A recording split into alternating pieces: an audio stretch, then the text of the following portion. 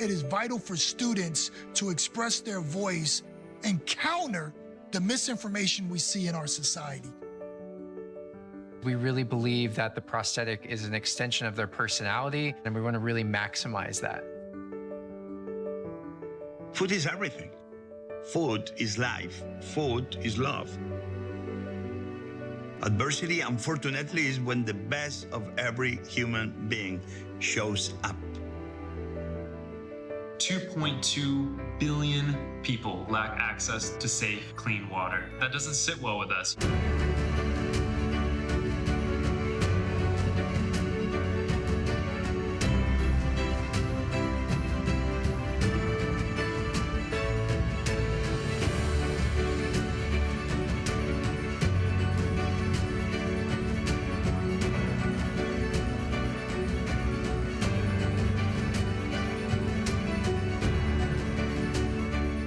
Fields are just a mechanism to designing a better world.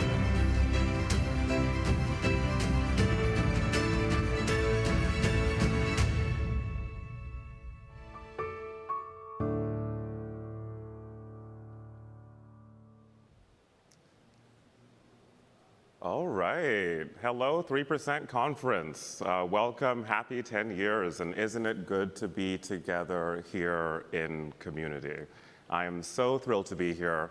My name is Julius Tapper, and I'm the head of inclusive innovation at Ethos, which is the Deloitte Digital's purpose-driven innovation offering. At Ethos, we firmly believe that progress toward purpose is both a journey and a team sport. And that makes me and us especially excited to introduce this panel. Last night at dinner, we all had a discussion together around the different paths through life and work that led us to where we are today, and reflected on how all those points kind of made sense and were necessary along that journey.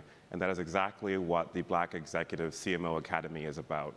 It's about providing the tactical, hands-on, personal support to help Black marketeers make their own paths and their own journey toward the C-suite. And with that, I would love for you to join me in welcoming our panel. Thank you so much.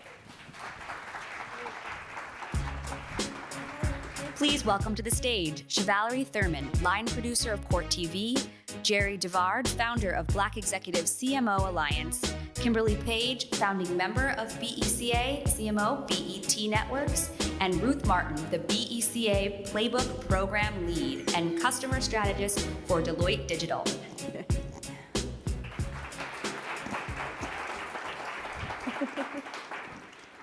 All right, good morning, good afternoon. I'm honored to be here with all of you and with our panel, and we're doing Securing Our Own Path, training the next generation of Black marketing leaders. Whenever I get an opportunity to speak to people who have made it to the top of their field, I always want to ask, how did you get there? So I'd love to start with that. I know that there's probably people in the audience who are looking to get to where you are, one day maybe take your place. So how did you get to where you are? Well, first of all, hello everyone. It's so nice to be here. And I was telling Kat backstage that I have newfound respect for, following your passion. But I would say, Shavalerie, that when you're it doesn't feel like you're at the top. I mean, the grind is real at whatever level you are. And I always say that the issues and challenges that I face are the same as those at a junior level. Sometimes because you have a bigger title or a bigger office, people think that your journey is different. But I would say that, how I progressed in my career was putting myself in a place where I knew that I was comfortable with the work that had to be done. And I say that because at first I was an engineering major, and that was just a disaster because I am more right brain than left brain. And so putting yourself in a place where you can be successful and be good at what you do, I think helps you enjoy it. And then having people along the way that see something in you that wants to help you get to where you want to go. And then also the most important part, and it has come into play later rather than sooner in my career, was recognizing that I was only there to help others and not about my own, success. All right, same question to you, Kimberly. Hello, everyone. So great to be with you today. Very similar to Jerri, I think I've always been fueled by purpose and passion. And, as you think about those two things and the power of that, and in the business arena, how that can really lead to profit. And so just this notion of always being a student of the business, constantly learning, constantly challenging myself. We were talking last night, and I said I was the one that always raised my hand for the most challenging roles, and we'll talk about that at some other time by way of maybe sitting on someone's couch. But I always like to think about things in terms of not as it were today, but what's possible. And so for me, it was a function of really being prepared, but definitely building that support, that system, which is why I'm so committed to doing that today, because I know that there were many, many times that people spoke about me when I was not in the room. And I really do believe that it was really driven by my level of preparedness, but sometimes it's luck and opportunity and just really being able to step in and putting in the work. But showing up with grace and consistency, I think is very, very important. And it allowed me to continue to kind of build and lift as I was being, kind of matriculating through the organization. So that's kind of my journey. Okay. And I think these ladies are being a little modest. I did some research on all of them, and I brought notes and cards, and it fills both pages with all of the accomplishments that you two have done. So I think you're being a little modest, but we'll move on to the next question. I'm sure that your rise to the level that you're at was faced with some challenges. So Jerri, can you share a bit of your personal experience as a Black female executive marketer rising to the C-suite? Mm-hmm. I would say, Shavalerie, the first thing was that it was very hard for me to parse what the issues were that were coming back at me. So was it because I was a woman? Was it because I was Black? Was it because I had a strong point of view?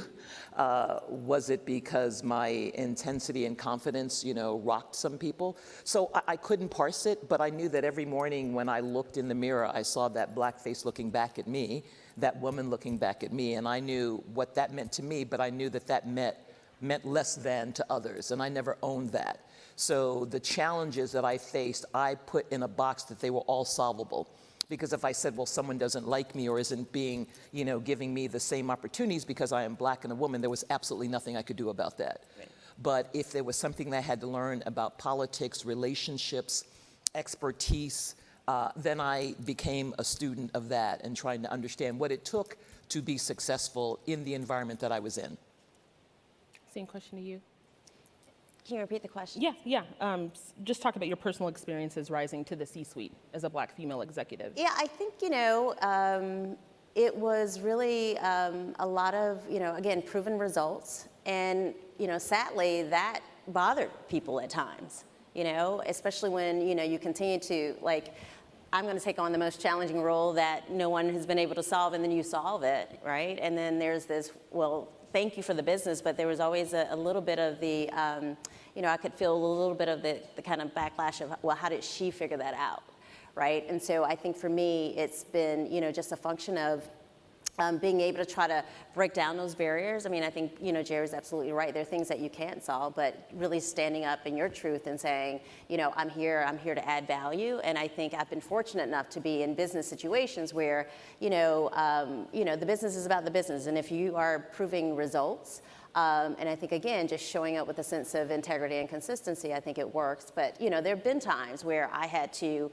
build that ecosystem around me to kind of, go in someone's office and slam the door and just, what is going on? And then, they'll, talk you a bit off of a ledge and kind of help you navigate. But for me, it's been really, really important to have someone that I could really strategize with. And really be able to navigate and figure out, who are those people who I can kind of build a relationship, who could, again, just kind of support and be an advocate on my behalf. But that was really, really important. And there were some difficult, kind of moments there. But I do think that, at the end of the day, just staying true to who I was.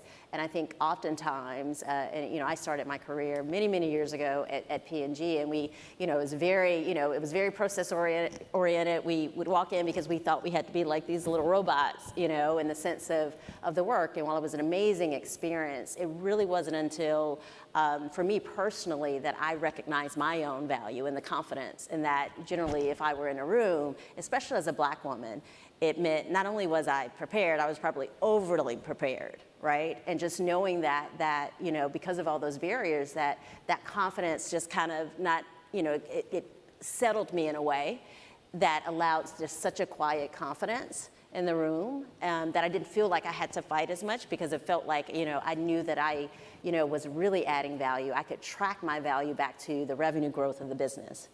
And with each of those points on the dashboard, I became more and more kind of confident in myself and confident in my ability. And that was, to me, the unlock, right? Because, you know, I didn't feel like I had to be anyone else. I was being myself. And that's a lot of energy, you know, it takes to kind of show up in an inauthentic way. And so when you're living in your truth, the lightness that you carry, the purpose, the confidence that you carry is so important. And that is what people, I think, value in a business situation.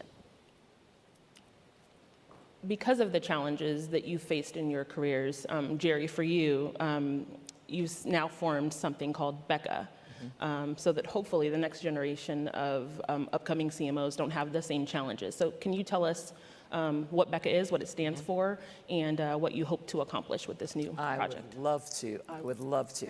BECA, BECA, it's the Black Executive CMO Alliance. And it started out of sheer frustration at reading interviews and articles and seeing roundups that were the best of quotes, and none of the people were Black. And I said, how can you have an article that's speaking to this issue, talk to so many CMOs, CxOs, and not one of them be Black? How is that possible? Not in the world that I live in. And so as I started thinking about, you know, moving from somebody ought to call, reach out, to wait a minute, that somebody is me. And so I created the thing that didn't exist because I felt it was past time for there to be the recognition and the organization of Black CMOs to say, we're here. We're here, we're running, you know, major businesses, billion-dollar businesses, and having the hearts and minds of customers all around the world. And so as I thought about all the mistakes that I have made and the things that I've learned, I thought, what good is that if I can't share that? I mean, if I've stepped on a landmine and lost a leg, I think I need to tell you to go 2 steps to the right to avoid that landmine. And that's what I was talking about earlier when I said that it was not about climbing to the top, but reaching down and helping others come with you, which was really, because I've always done that in my career. I've always, if you called me, if you emailed me, if you know, I always had time for that because I've lived that, but I wanted to make it in a way that it was bigger, that the collective of people coming together to solve this issue would be exponentially greater than doing it one by one.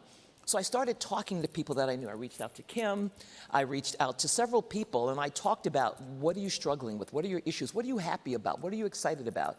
Who knows that? How can you share that? And are you interested in making the next generation? Are you interested in sending the elevator back down and filling it up with young marketing professionals that get there and they arrive stronger and more confident and recognize that they have everything that they need to succeed inside of them? It's not about imposter syndrome. It's not about being perfect. It's also not about, if you can't see it, yes, you can be it. It may not be in your organization, but we're out there, and here are the people that you can look to, and you'll see in their stories that no, it was not a crystal staircase. It was a lot of bumps and bruises, but they got there because of excellence, because of commitment, because of dedication, because of support. Because, as I say, nobody was handing out free candy. A lot of people think that sometimes when you don't look like the majority, that someone gave you something and you don't recognize that you had to claw your way to get there with a whole lot of things in the way. And so it was really to bring together all of these amazing, if you go to our website, it's blackexec.com, and you'll see our membership of people that are in the iconic companies, but we are together, and our 4 pillars are to share, to learn, to elevate, and to pay it forward. And the pay it forward part is the most important of the pillars. And I think that's where the Becca Playbook comes in. So Ruth, can you tell us a little bit more about the Becca Playbook? Fabulous, yes, Ruth. What a great transition. Hi, everyone. Thank you so much for having me. think first and foremost, I feel so honored to be on a stage with Jerri and Kim as, iconic Black leaders themselves. Some might say I feel a little bit unworthy to be on this stage, and I think that is so representative of why we're doing a program like this. This opportunity that's been given to me, we're designing a program that will give a similar opportunity to rise up the next generation of Black marketers into the C-suite. And I couldn't be more proud of what we've developed and ultimately will launch over the next couple of months, which is really exciting. So the way that I like to talk about it is to break down the name a little bit. It's the Becca Playbook. We heard a little bit of Becca and this sort of illustrious group of amazing, iconic Black marketing leaders. And the playbook is really a nod to the sort of secret tactics and strategies that for so long have been inaccessible by marketing talent, and specifically Black marketing talent who are trying to make it through the messy middle, as the name of our panel would suggest, and make it to the C-suite. So the group of BECA founders and members have gathered together to pay it forward and release their own playbooks of success and how they ultimately made it through organizational challenges, systemic barriers, individual challenges, maybe a lack of confidence, insecurities, and pay it forward to the first cohort that will go through this program. So I do like to talk a bit tactically about the program because I think conceptually it sounds great, but what does it actually look like? And what it's going to be is a 2-year journey for the kind of mid-career Black marketers to experience kind of three main elements. One will be bi-monthly programming where they engage with BECA members as experts in various sessions that teach about marketing fundamentals and what it takes to get ahead in marketing, but also how to create your most authentic leadership brand. We heard a little bit from Kim around this sort of quiet confidence and being your true self and being in an environment where you see successful Black executives like yourself and your peers who will be a part of this cohort is going to be so important ultimately to the success of the program. The second element is going to be around mentorship. This is truly one of the biggest differentiators of this program from other learning programs that we've seen in the market. Having this group of leaders and CMOs who are devoting one-on-one attention to members of our cohort is pretty much unheard of. The scale, the access is wild. I'm so excited that it's a core component of the program. And so these mentorship sessions that we'll engage on a monthly basis will be their opportunity to kind of chart their path forward and talk a little bit about the struggle, talk about those challenges in a really intimate, safe space, and then hear from executives on, okay, what does it take to move forward? How should I think about my future career? And then the third element is around peer cohort networking. We did a lot of research going into the design of the program to think about, okay, well, who is our target audience? What are their needs? What are their challenges? And how can we work that into the design of the program? And peer networking is often just as, and sometimes more important than executive networking. So we're intentionally creating space for them to do that. The second year, we're designing peer groups where they'll actually engage in a real-world business simulation on behalf of one of the BECA executives, whether that's creating a TikTok campaign to launch a new shoe brand, something that's real, something that's tactile, and then they can actually potentially release in the market. And so by combination of all of those elements, we're really excited that the members will go through that 2-year experience. They'll remain full-time employed, but they can bring those skills back to their organizations on a real-time basis as they go through and come out and emerge as more confident leaders, as more authentic leaders, and as better skilled marketers at the end of the day as well. I really implore all of you to go to the website and tell us the website one more time. BlackExec.com. BlackExec.com. As I was speaking with the Deloitte planning team, I'm not in marketing, I'm in television, but I thought, how can I get into the program? Because it seems fascinating. And the CMOs that you have, I don't want to say they're the best Black CMOs, they're some of the best CMOs in the country. Even I recognize some of the names, and I'm not in that industry, so I really implore you to go and look at it. And not just CMOs, we have presidents, we have CEOs, we have OOs, we have EVPs. I mean, these are folks that have really, kind of climbed the mountain and distinguished themselves. I'm so proud of all of them. Yeah. Ruth, can you just tell us quickly what makes this program different and exciting from other learning programs? And can you also talk about Deloitte's involvement in the initiative? Yeah, so first and foremost, I think I talked a little bit about this, but the access to the leaders that Jerri mentioned, these CxOs who come from so many different industries and brands, but share that sort of collective experience as Black executives, just isn't present in other programs. So we are really excited about that aspect. And the uniqueness of targeting mid-career Black marketers specifically is not really found elsewhere either. So that means we can create really intentional, customized curriculum for that audience and for those target participants. And they all bring, various unique perspectives into the program as well, whether that's coming from creative agencies or brand management, public relations. That diversity from a marketing perspective will also enrich the conversation and make it a really unique program. So Deloitte is acting as a key partner with BECA in helping to bring this to life, and will maintain a presence throughout the course of the 2-year journey, infusing what we've seen working with our clients and what it takes to be a successful marketer, what we're seeing as the future of marketing, what are the next generation of not just Black marketers, but marketers going to be grappling with, and how can you kind of put that into your portfolio of skills and capabilities to get ahead. And we'll work very closely with the BECA members who will be, the experts leading a lot of these sessions, and make sure that we kind of infuse some of our experiences putting on these learning programs and working with CMOs on a daily basis, so that we can bring a best-in-class learning experience. Kim, how do you see the environment changing in marketing as more Black marketers make it to the C-suite level? As more Black marketers, I think, there is, the fundamentals will always be there. I mean, our point of being is around, really establishing sustainable, equitable brands that really excite and delight and drive engagement. And I think, there is no secret that we're in this world now where culture and commerce are so inextricably linked. And I think, our cultural relevancy, our cultural connection is going to be so powerful to be able to really steward some of these, to Jerri's point, multi-billion-dollar brands, because I think the world is changing. The world is much more diverse. There's a higher demand as it relates to ensuring that brands are showing up and not only just kind of checking a box, but really demonstrating consistent action as it relates to really, quite honestly, leaving communities better than they found them.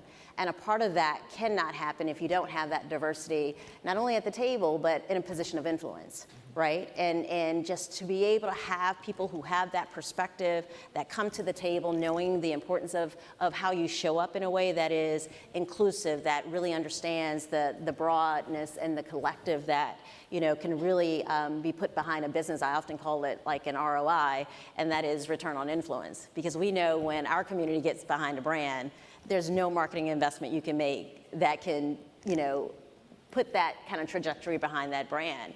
And so those are the things that I think inherently are true to who we are.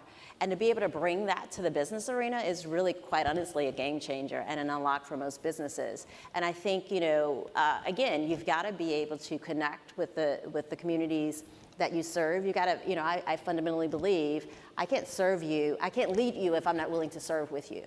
And I can't guide you if I don't love you. And I think, a lot of, when we're talking in our peer group, we're talking about, there's such a deep, responsibility and obligation that we feel. And imagine when you're bringing that to the table with, skill sets that are unmatched, passion, but just a real true commitment to really do something that really matters. And I think as we get more diversity in the C-suite level, I think businesses will benefit for the better. We're out of time, but quickly, Jerri, what is you see the long-term value of this program and the call to action for BECA? Quickly. So the reason why I created and thought of this idea of the Becca Playbook was because I wanted to eliminate the if only someone had told me, if only I had known.